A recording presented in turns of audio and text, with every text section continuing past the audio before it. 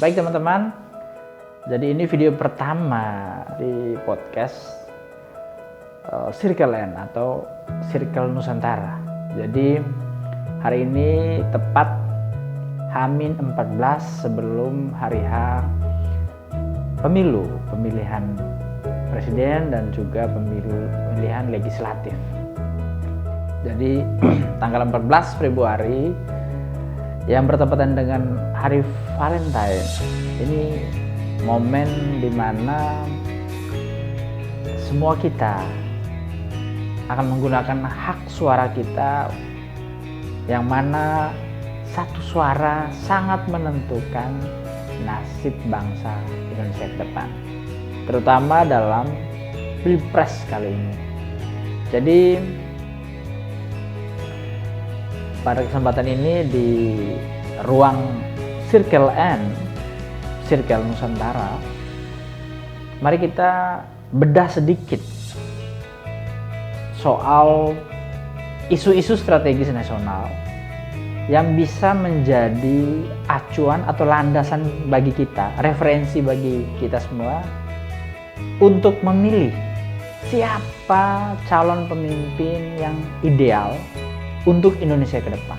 Dalam hal ini presiden maupun anggota DPR, baik itu DPR RI, DPR provinsi, DPR kota kabupaten maupun DPD.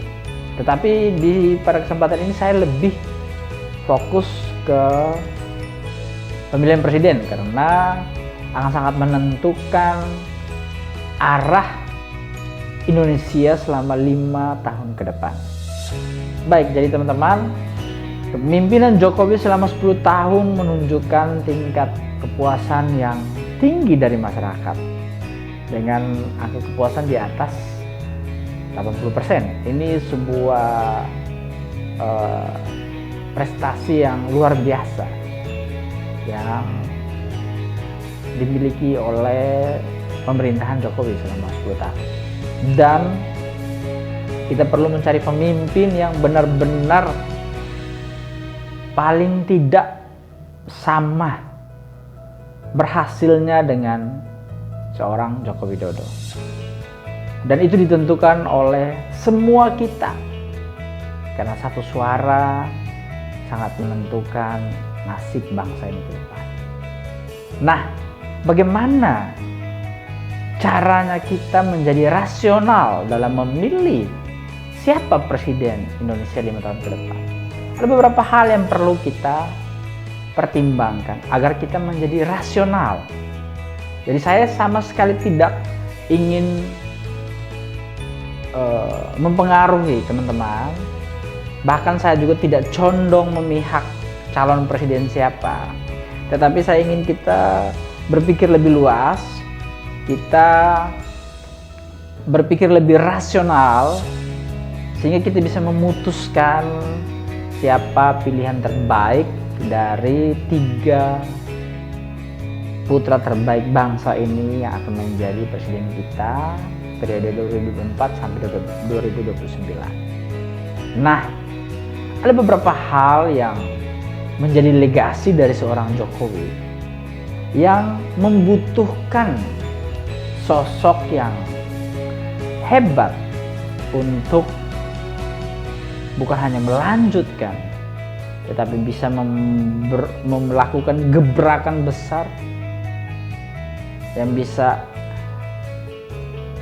meningkatkan apa yang sudah diraih atau yang berhasil dilakukan oleh seorang Joko Widodo selama 10 tahun. Nah, berpikir soal bagaimana Indonesia ke depan, kita tidak terlepas dari beberapa isu strategis nasional yang menjadi visi besar bangsa Indonesia, bahwa Indonesia saat ini adalah sebuah negara besar, negara dengan 270-an juta penduduk, dengan wilayah yang sangat luas, dengan kekayaan alam yang sangat melimpah, kekayaan budaya yang luar biasa, dan kita ini adalah market yang besar bagi ekonomi dunia, sehingga kita bisa menjadi negara yang sangat kuat, negara yang maju, tergantung dari siapa presiden yang kita pilih selama 5 tahun ke depan. Dan momen ini tidak akan terulang lagi. Ini momen terbaik di mana seorang Joko Widodo berhasil meletakkan fondasi yang sangat kuat, sehingga ibaratnya sebuah rumah, fondasinya sudah dibangun, tiang-tiangnya udah dibangun, tinggal dipoles, tinggal diisi dengan kamar-kamar, tinggal dipermak secara baik agar menjadi rumah yang nyaman, rumah yang aman, rumah yang harmonis, sejahtera bagi seluruh bangsa Indonesia. Untuk menentukan pilihan pada siapa yang tepat untuk menjadi Presiden Indonesia periode 2024-2029 itu kembali ke hati nurani kita masing-masing. Tidak ada paksaan ataupun pengaruh dari siapapun. Namun di sini saya ingin mengajak kita untuk bisa memilah lebih jauh soal visi misi masing-masing calon presiden, masing-masing paket capres cawapres, dan juga soal karakter, soal visi personal, soal kemampuan seorang presiden, capability, dan juga yang paling penting adalah soal seorang pemimpin yang bisa berpikir soal masa depan bangsa Indonesia. Dan jelas kita harus berpikir rasional dalam menentukan pilihan dari 3 putra terbaik bangsa ini, siapa yang cocok dengan tujuan besar bangsa Indonesia.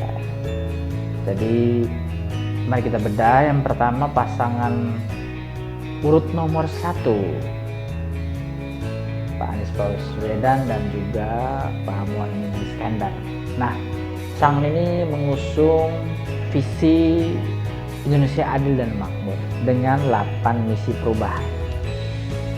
Sementara itu pasangan nomor urut 2, Prabowo Gibran, mengusung visi Indonesia maju, Indonesia emas, dengan misi berupa keterlibatan semua elemen untuk membangun Indonesia, memperkuat Indonesia di berbagai aspek.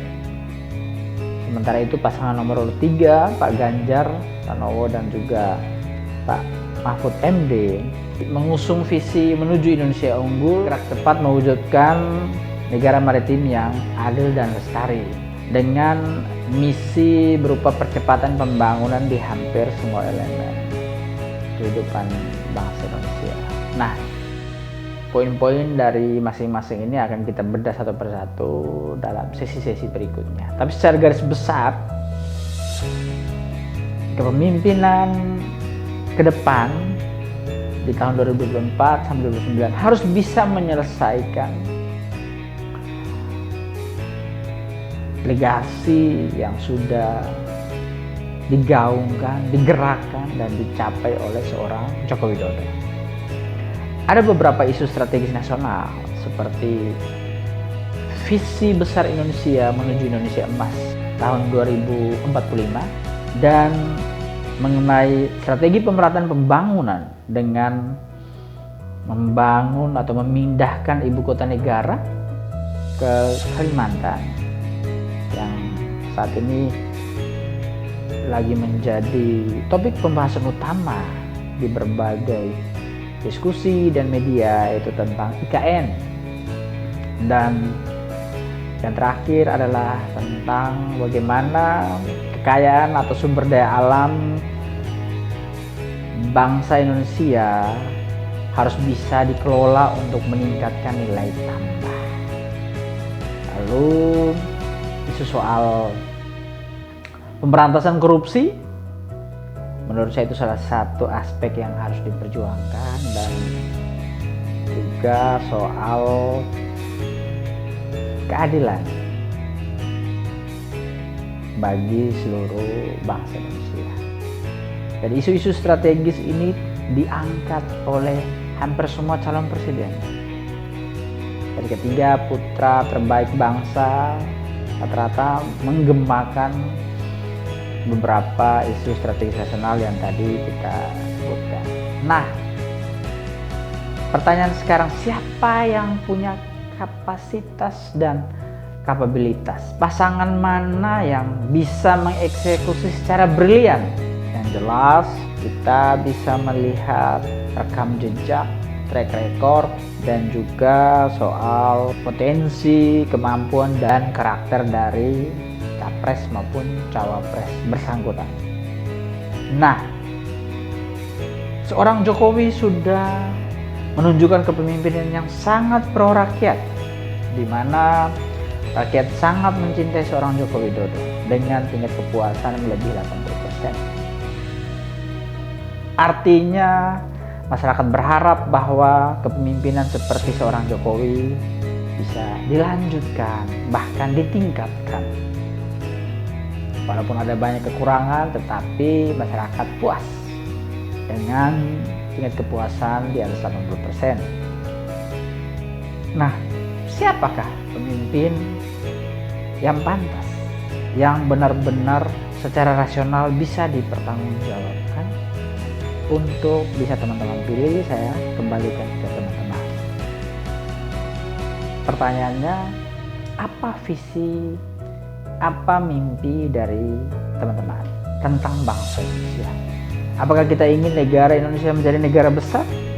Apakah kita ingin negara Indonesia bukan hanya menjadi negara berkembang saja, tetapi dia maju satu langkah menjadi negara maju? Setujukah teman-teman soal perpindahan ibu kota negara ke IKN sebagai strategi pemerataan pembangunan? Apakah perlu Indonesia dalam hal ini mengembangkan teknologi secara signifikan agar pengelolaan sumber daya alam yang ada bisa ditingkatkan atau dikenal dengan hilirisasi? Atau apakah ada banyak hal yang perlu diubah, yang tidak cocok, yang mungkin gagal dilakukan oleh seorang Jokowi sehingga pemimpinan beliau ada yang dilanjutkan, tapi apakah perlu diubah? Atau apakah kita butuh sebuah percepatan pembangunan yang mungkin fokus ke pengembangan kemaritiman untuk menuju Indonesia yang adil dan lestari? Saya pikir semua isu-isu strategis nasional ini diangkat oleh semua capres-cawapres, dan pilihan kita sangat menentukan nasib bangsa Indonesia. Jangan sampai kita salah pilih. Keputusan memilih ada di dalam hati nurani kita masing-masing. Satu suara menentukan nasib bangsa Indonesia 5 tahun ke depan. Sehingga gunakan hak suara teman-teman dan pilih secara rasional, pilih secara bijak mimpi kita tentang Indonesia ke depan. Apakah kita ingin menjadi negara maju, negara hebat, negara yang disegani oleh seluruh dunia, atau justru sebaliknya? Terima kasih. Kita akan bahas lebih detail soal visi misi masing-masing capres-cawapres di sesi video selanjutnya dengan data-data yang lebih detail akan saya sajikan, sehingga di H-14 ke depan benar-benar menjadi waktu bagi kita untuk merefleksikan secara baik siapa pemimpin terbaik bagi bangsa ini, sehingga Indonesia bisa menjadi negara besar, negara kuat, dan negara yang disegani di mata dunia. Oke, Sobat Circle N, Circle Nusantara. Jadi sekian video pertama yang kita buat pada 14 hari sebelum hari pemilu. Semoga video ini bisa membantu kita berpikir secara rasional dalam memilih siapa presiden yang akan memimpin Indonesia selama 5 tahun ke depan. Sampai jumpa Sobat Circle M di video-video selanjutnya. Terima kasih. Merdeka!